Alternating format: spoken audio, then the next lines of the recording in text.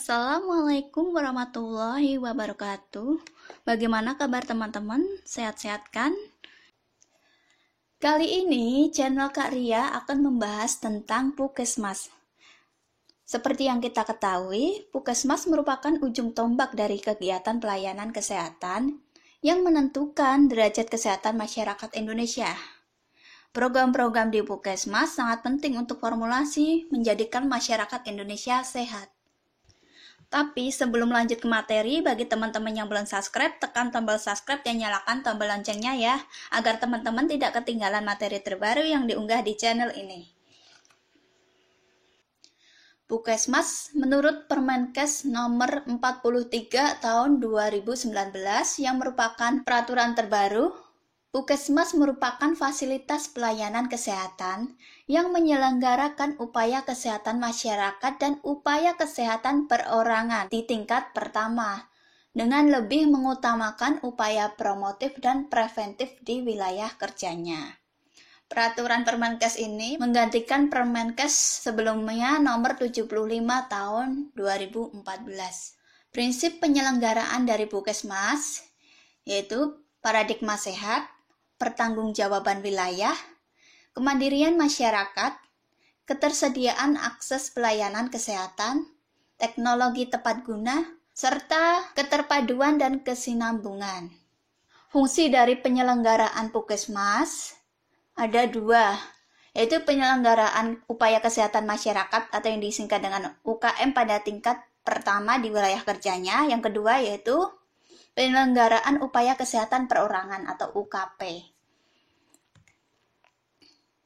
Untuk penyelenggaraan UKM, yaitu meliputi perencanaan, advokasi dan sosialisasi kebijakan kesehatan, komunikasi, informasi, edukasi dan pemberdayaan masyarakat, menggerakkan masyarakat untuk mengidentifikasi dan menyelesaikan masalah kesehatan, pembinaan teknis, peningkatan kompetensi sumber daya manusia, memantau pelaksanaan pembangunan, pelayanan kesehatan yang berorientasi pada keluarga, kelompok, dan masyarakat, pencatatan, pelaporan, dan evaluasi, memberikan rekomendasi terkait masalah kesehatan masyarakat, melaksanakan kegiatan pendekatan keluarga, dan melakukan kolaborasi dengan fasilitas pelayanan kesehatan tingkat pertama dan rumah sakit. Untuk penyelenggaraan UKP, yaitu meliputi menyelenggarakan pelayanan kesehatan dasar secara komprehensif, berkesinambungan, bermutu, dan holistik, mengutamakan upaya promotif dan preventif, berpusat pada individu, berfokus pada keluarga, dan berorientasi pada kelompok dan masyarakat, mengutamakan kesehatan, keamanan, keselamatan pasien, petugas, pengunjung, dan lingkungan kerja. Selanjutnya, prinsip koordinatif dan kerjasama inter dan antar profesi, melaksanakan penyelenggaraan rekam medis, pencatatan, pelaporan, dan evaluasi, perencanaan kebutuhan dan peningkatan kompetensi sumber daya manusia, penapisan rujukan sesuai dengan indikasi medis dan sistem rujukan, dan koordinasi kolaborasi dengan fasilitas pelayanan kesehatan di wilayah kerjanya. Untuk syarat Puskesmas itu sendiri yaitu harus ada di setiap kecamatan. Dalam kondisi tertentu bisa terdapat lebih dari satu Puskesmas. Kondisi tertentu tersebut berdasarkan pertimbangan dari kebutuhan pelayanan, jumlah penduduk, dan aksesibilitas. Dan pendirian Puskesmas harus memenuhi persyaratan lokasi, bangunan, prasarana, peralatan kesehatan, ketenagaan, serta kefarmasian dan laboratorium.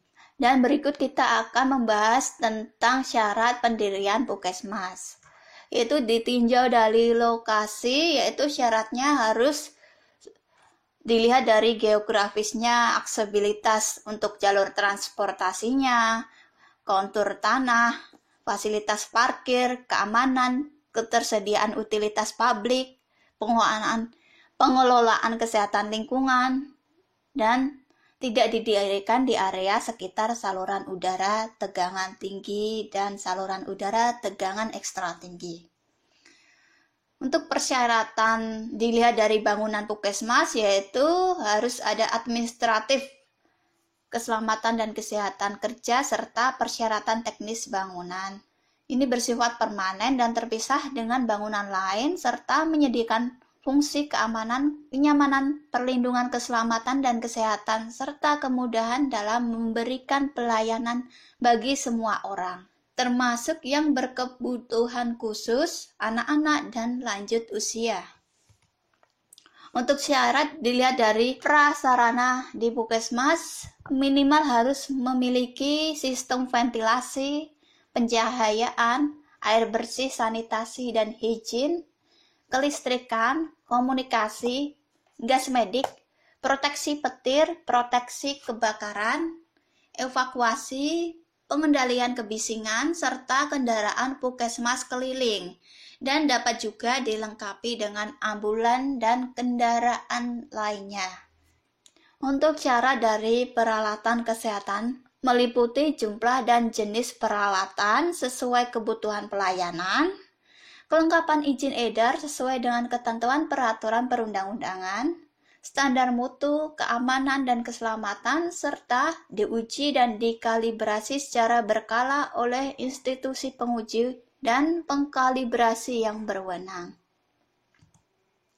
Untuk syarat ketenagaan, di puskesmas meliputi dokter dan atau dokter layanan primer. Selain itu, puskesmas harus memiliki juga dokter gigi, tenaga kesehatan lain, dan tenaga non-kesehatan. Untuk tenaga kesehatan lainnya meliputi perawat, bidan, tenaga promosi kesehatan dan ilmu perilaku, tenaga sanitasi lingkungan, nutrision, tenaga apoteker dan atau tenaga teknik kefarmasian, ahli teknologi laboratorium medik.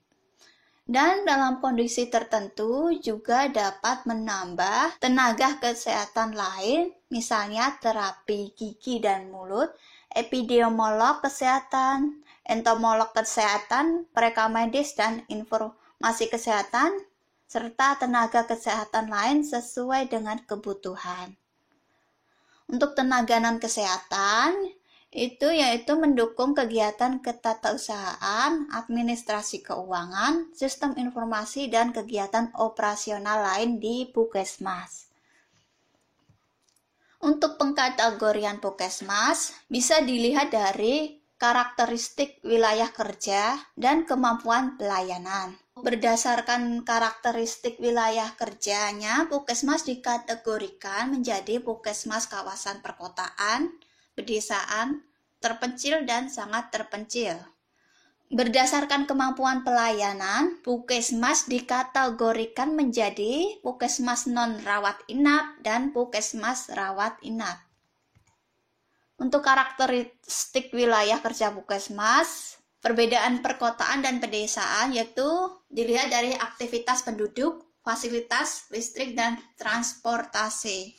Untuk aktivitas penduduk di perkotaan itu 50% penduduknya non-agraris, terutama bisa di industri, perdagangan, dan jasa. Kalau di pedesaan, lebih dari 50% penduduknya yaitu bertani dan nelayan. Untuk dilihat dari fasilitasnya, kalau perkotaan, sekolah itu radiusnya antara 2,5 km, pasar radiusnya 2 km, rumah sakit kurang dari 5 km, dan memiliki hotel. Sedangkan di pedesaan, sekolah radiusnya lebih dari 2,5 km, pasar dan perkotaan radiusnya lebih dari 2 km, rumah sakit radiusnya lebih dari 5 km, dan tidak memiliki hotel.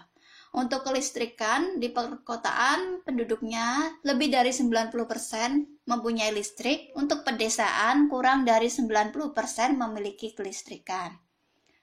Dan di perkotaan transportasinya terdapat akses jalan, raya, dan transportasi menuju fasilitas perkotaan. Sedangkan di pedesaan terdapat akses jalan dan transportasi menuju fasilitas publik. Kategori puskesmas berdasarkan dari kemampuan pelayanan puskesmas, yaitu yang pertama puskesmas non-rawat inap, menyelenggarakan pelayanan rawat jalan, perawatan di rumah, dan perawatan gawat darurat. Juga terdapat pelayanan persalinan normal. Yang kedua, puskesmas rawat inap. Biasanya puskesmas ini berada di kawasan pedesaan, kawasan terpencil dan sangat terpencil yang jauh dari fasilitas pelayanan kesehatan rujukan tingkat lanjut. Untuk itu perlu adanya rawat inap. Untuk perizinan dan registrasi, izin berlaku untuk jangka waktu 5 tahun dengan mengajukan permohonan perpanjangan selambat-lambatnya 6 bulan sebelum habis masa berlakunya. Syarat izin puskesmas baru harus memiliki minimal persyaratan ketenagaan dan persyaratan peralatan.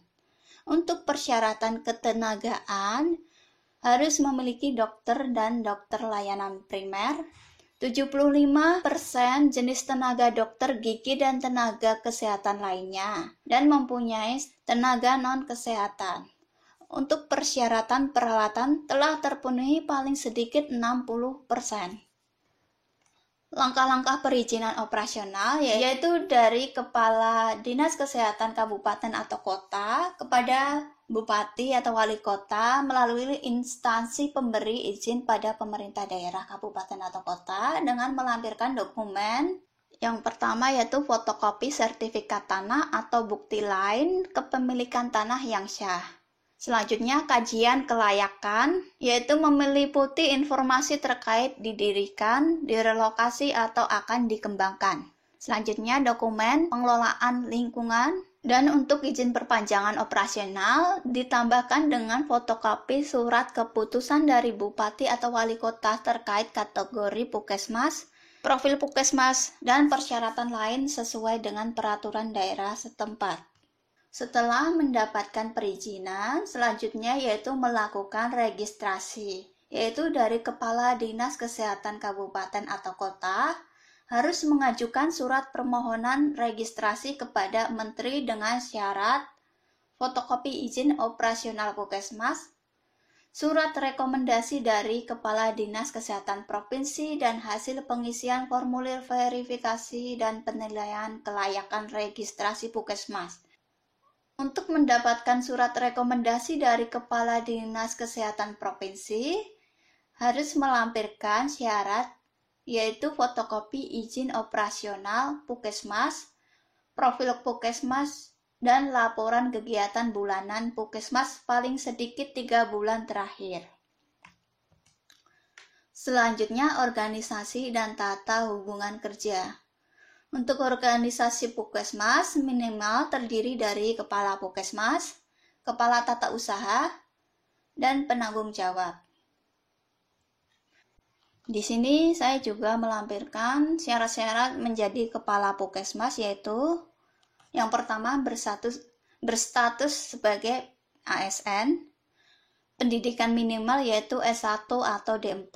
Tapi untuk daerah terpencil dan sangat terpencil bisa terendah dari D3 kesehatan. Selanjutnya yaitu pernah paling sedikit yaitu 2 tahun menjadi jabatan fungsional tenaga kesehatan jenjang ahli pertama. Terus kemampuan manajemen di bidang kesehatan masyarakat, masa kerja di puskesmas paling sedikit 2 tahun, dan telah mengikuti pelatihan manajemen puskesmas.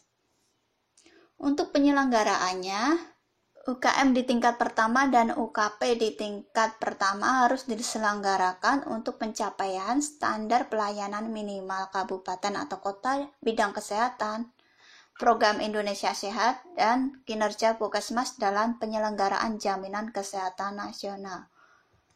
Upaya kesehatan masyarakat di puskesmas meliputi UKM esensial dan pengembangan. Untuk UKM esensial meliputi pelayanan promosi kesehatan, pelayanan kesehatan lingkungan, pelayanan kesehatan keluarga, pelayanan gizi, dan pelayanan pencegahan dan pengendalian penyakit. Untuk UKM pengembangan merupakan upaya kesehatan masyarakat yang kegiatannya bersifat inovatif dan atau disesuaikan dengan prioritas masalah kesehatan khususnya di wilayah kerja dan potensi sumber daya yang tersedia di Puskesmas tersebut. Untuk upaya kesehatan perorangan, pelayanan kesehatan dilakukan dalam bentuk bisa rawat jalan, pelayanan gawat darurat, pelayanan persalinan normal, perawatan di rumah, atau rawat inap berdasarkan pertimbangan kebutuhan pelayanan kesehatan.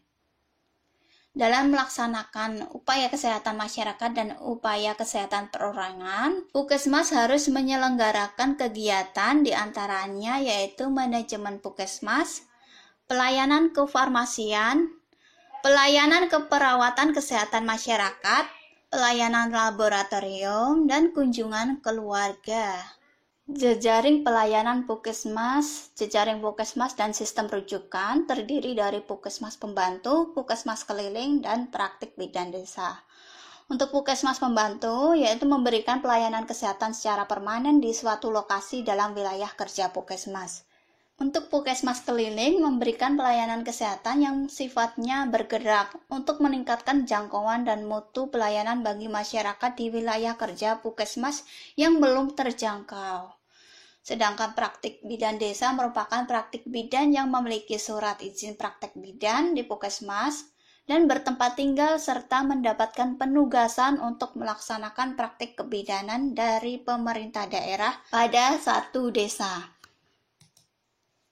Untuk akreditasi Puskesmas wajib diakreditasi secara berkala paling sedikit 3 tahun sekali. Dilakukan oleh lembaga independen penyelenggaraan akreditasi yang ditetapkan oleh Menteri.